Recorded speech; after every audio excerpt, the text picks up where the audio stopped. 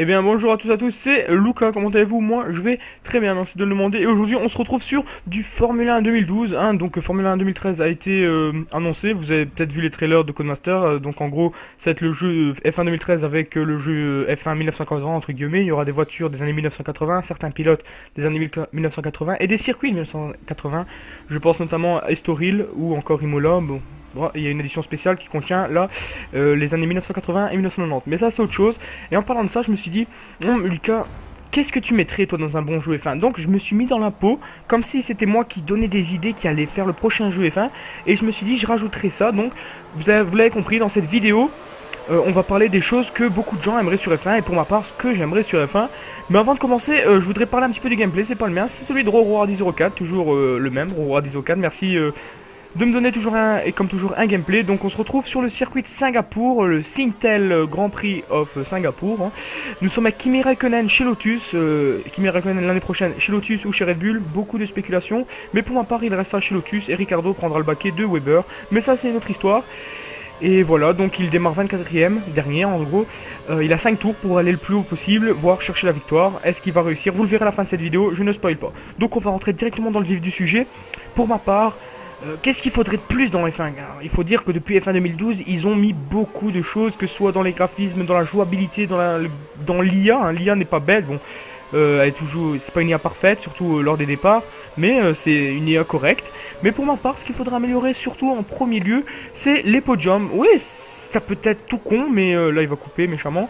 Ça peut être tout con, mais regardez tous les fans quand on va dans le podium, on est premier, deuxième, troisième, on se voit la première personne, on se voit en première personne, quand du parc fermé jusqu'au podium et on voit tout le monde en prenant sa coupe, on voit tout le monde, on peut balancer du champagne, ce serait bien.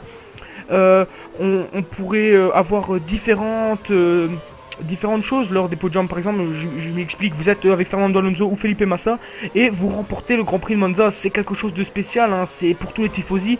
Donc là, on aurait une autre célébration, ou par exemple Lewis Hamilton qui gagne le Grand Prix de Silverstone, c'est une autre chose, une différente célébration, une victoire, hein, son Grand Prix national ou les tifosi. Et tout ça à la première personne, ce serait pas mal. Bon, ça amènerait rien à la F1, la course, mais bon, ça peut être marrant. Bon, ça on peut le passer, on appuie sur X et on fait pas la célébration, mais ceux qui ont tellement envie de la faire, ils peuvent la faire. Ensuite, les circuits, encore, chaque année, ils poussent la modélisation au maximum. Pourquoi pas cette année encore améliorer les graphismes, je pense que c'est fait. Après, voir plus on peut voir que les pneus Pirelli ils se dégradent fort et ils laissent des bouts dans la partie qui n'est pas utilisée du circuit, donc leur trajectoire. Voir que les gommes se voient plus, les bouts de gomme se voient plus sur la partie non utilisée du circuit. Ensuite, les pneus qui s'usent, par exemple un pneu qui va s'user, on va le voir vraiment, on va voir qu'il est vraiment gris, pas noir gomme mais gris. On le voit dans F1, si on regarde bien dans F1 2012, on le voit, mais j'aimerais bien que dans F1 2013, ce serait plus poussé, ce serait marrant. Donc là, il a fait cracher Alonso, pas de pénalité. Drapeau jaune, drapeau vert qui enchaîne, et là c'est reparti déjà au tour 2. Et là, il fait une petite faute, mais qui ne va pas le pénaliser. Ensuite, je voudrais qu'en fin de course, on a la possibilité de faire le tour de décélération. Si on a envie d'aller se mettre dans le gravier pour aller dire bonjour, pour faire salut aux fans, on pourrait jusqu'aller au parc fermé, hein, que ce soit en essai libre, en qualification ou en course. Ça pourrait être marrant, c'est des petites choses comme ça qui font que c'est marrant. Ensuite, le mode carrière, on aurait une sorte de cabine pour les trophées, pour voir les trophées qu'on a gagnés. Oh, on a gagné ça, oh, on a seulement le trophée de la 3ème place, faudra améliorer là. Comme si on pourrait marcher dans son motorhome avant d'aller en course ou avant de faire une session, ça pourrait être marrant. Ensuite, il y a aussi les incidents.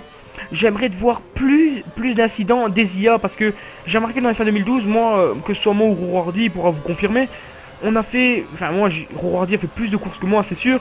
Il n'a jamais eu la safety car sur F1 2012, sauf s'il l'a provoqué, je m'explique. Sauf s'il a pas accidentellement foncé dans quelqu'un pour avoir la voiture de sécurité, là il l'a. Mais je veux dire, il a jamais eu, par exemple, allez on va dire, vous êtes votre personnage créé, je vais prendre son exemple, vous êtes Aaron Smith, et il y a un incident entre Hamilton et Massa, hein, une safety car, ça il n'y aura jamais, donc j'aimerais bien qu'il y aurait plus de crash avec les IA entre eux, et plus de voitures de sécurité, voilà. Après, il y a aussi quelque chose que j'aimerais bien, c'est les styles de pilotage. On sait bien que, allez, Lewis Hamilton a un style de pilotage agressif, au contraire de Jenson Button qui est conservateur au niveau des pneus, ou encore Alonso qui sait faire la part des choses. Il sait attaquer quand il le faut et il sait garder ses gommes quand il le faut aussi, donc c'est quelqu'un d'intelligent. Avoir ses styles de pilotage, par exemple, Hamilton va claquer des tours, des records du tour, des records du tour, alors qu'il va abîmer ses pneus, tandis que Button, pendant que tout le monde va rentrer au stand, lui il aura encore 4-5 tours faciles avec ses pneus. C'est des caractéristiques des pilotes qui pourront être terribles, hein. C'est tout con, mais il faut y penser.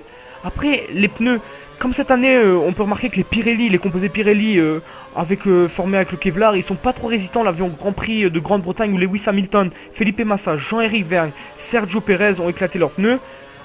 Pourquoi pas en course, bon, pas toujours sur nous, mais je veux dire, en course, on est bien dedans. Il y a le pneu qui éclate comme ça sans raison. On l'a vu cette saison, ça peut se reproduire dans in-game, pourquoi pas. Et ça pourrait être marrant. Bon, tout ce que je vous dis, c'est des options, on peut les activer si on n'aime pas. Mais ce serait marrant. Après, il y a quoi? L'interactivité, après le podium ou avant le podium, ou comme si vous étiez le jeudi, par exemple, vous êtes le jeudi à Melbourne, vous êtes choisi pour faire l'interview, donc vous êtes dans une salle avec, si je me trompe pas, avec 5 autres pilotes. Et on vous pose des questions, vous répondez. Et en fonction de vos réponses, peut-être votre écurie va vous aimer plus, vont vous reconduire à un nouveau contrat, ou ils voudront plus de vous, ils voudront vous remplacer. Que ce soit après, même sur le podium, vous avez remarqué, depuis le milieu de l'année passée, je pense, on va dire de bêtises, après la célébration avec le champagne, après la célébration de podium, il y a un ancien champion du monde plutôt, qui vient vous poser quelques questions en rapport avec le championnat et tout. Ça pourrait être marrant de faire ça aussi, vous pensez pas? Alors moi je dis après le podium ou le jeudi ou même après les qualifications quand vous êtes dans le parc fermé, pourquoi pas, ça peut être marrant. Et ensuite aussi pour nous mettre plus la pression, j'avais pensé à la radio. Vous avez jamais vu à la radio quand vous êtes en course, il vous dit quoi? Bravo, tu maintiens le gap, tu dois rentrer au stand. Toujours des trucs ainsi, mais pourquoi il doit pas te dire des choses comme allez vas-y accélère, il te rattrape, comme en anglais il dit push, il te motive, ou il te dit fais gaffe, il te rattrape, t'as intérêt à faire un meilleur tour. Ou comme Vettel par exemple en fin de course, Vettel t'es premier, essaye pas d'améliorer le record du tour, conserve ta voiture. Donner plus de dialogue pour avoir plus de stress, pour plus te déconcentrer. Ouais, je suis sadique, mais ça peut être marrant.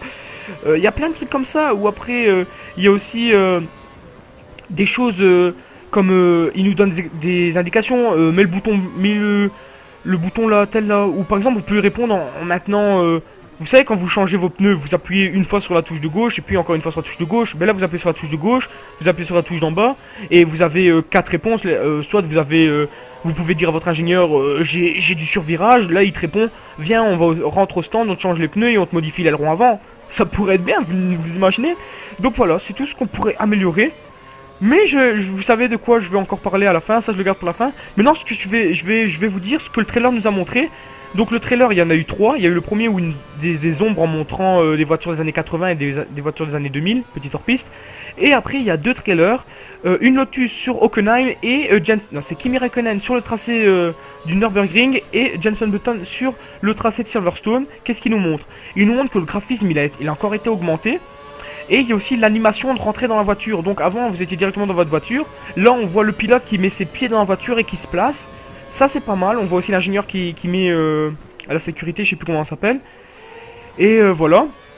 Après ça nous montre aussi que je sais pas comment vous expliquer, mais quand on est à fond, qu'on freine d'un coup, on voit que la voiture recule en fait. Je sais pas vous expliquer, vous irez voir dans les gameplays que je mettrai dans les commentaires. Et enfin il nous montre qu'il y aura des grands prix mythiques, je parle bien d'Estoril, de Saint-Marin, de retour, des pilotes des années 1980 et 1990 si vous précommandez le jeu, et aussi des voitures de ces époques-là. Voilà, moi c'est tout ce que j'ai dit. J'espère que F1 2013 il sera à la hauteur. Malheureusement il n'est pas encore annoncé sur PS4 ou Xbox One. Ce sera pour PC, Xbox 360 ou PS3. Pour ma part moi je précommande. Il faut que j'ai ce jeu. Et finalement avant que la course finisse, je vais enfin vous parler de ce qu'il faut améliorer. C'est bien évidemment le multijoueur. À ne pas oublier, le meilleur pour la fin, le multijoueur. Des pénalités absurdes, des joueurs kamikazes. Ce qu'il faudrait c'est, vous avez un rang niveau 10, je veux dire, vous jouez avec des gars de niveau 10. Et ceux qui font des conneries, qui font trop souvent de crash, on les pénalise, on les banne 5 minutes, 10 minutes, voilà. Moi c'est ce que je proposerais comme système de pénalité. Parce que des fois je me demande si on est sur Roi de Rage ou Crash Team ou sur F1. Voilà, je sais même pas si le jeu existe. Voilà, c'est tout ce que j'ai dit. J'espère que le gameplay il vous a plu. Et vous l'avez pu remarquer, Kimi Räikkönen a remonté, il a cravaché, et il a fini premier en légende, messieurs. Ça, ce n'est pas rien. Félicitations à Roro. Moi, j'en ai fini pour ma part. J'espère que vous avez aimé la vidéo. J'espère que vous êtes content des idées que j'ai apportées. J'espère que ce sera sur F1, mais je ne rêve pas trop. Voilà, c'est tout ce que j'ai à dire. On se retrouve pour la prochaine vidéo. Si y en a une, je sais pas. C'était une vidéo pour vous dire comme ça, dans l'envie. C'est pas une vidéo qui va annoncer le retour de plein de vidéos. En tout cas, moi, j'ai pris plaisir à commenter. J'espère que vous avez eu plaisir à écouter. On se retrouve à une prochaine vidéo, une prochaine fois, j'espère. En attendant, je vous dis stay tuned. Love you guys.